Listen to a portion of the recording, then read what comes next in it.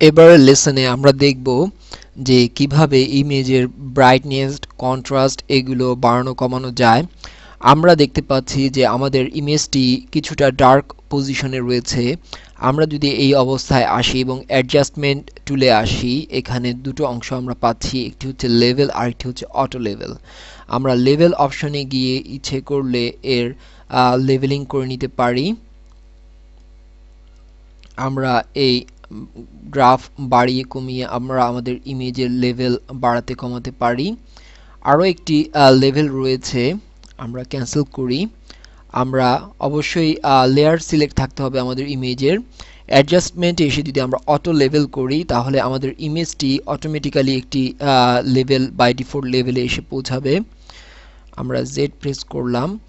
আমরা ইমেজ অ্যাডজাস্টমেন্টে ইচ্ছে করলে কালার কন্ট্রাস্ট বাড়াতে কমাতে পারি, যেমন অটো কন্ট্রাস্ট করে নিতে পারি বা অটো কালার করে নিতে পারি, কালার ব্যালেন্স করতে পারি, ব্রাইটনেস কন্ট্রাস্ট বাড়াতে কমাতে পারি।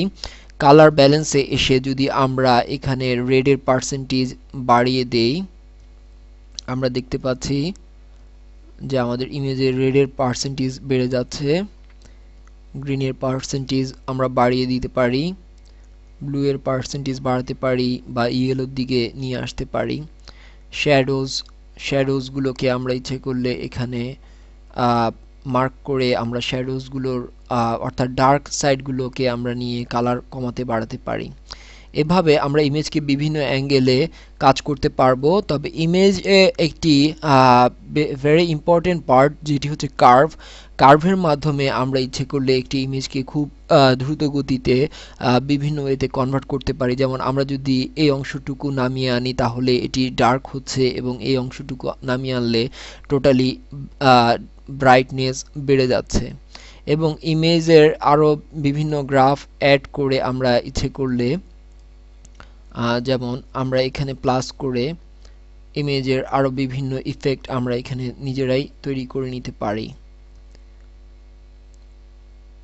সো কার্ভের মাধ্যমে ইচ্ছে করলে আমরা খুব সহজেই দ্রুত গতিতে আমাদের ইমেজকে কনভার্ট করে একটি অ্যাডজাস্টেবল পজিশনে আনতে পারি।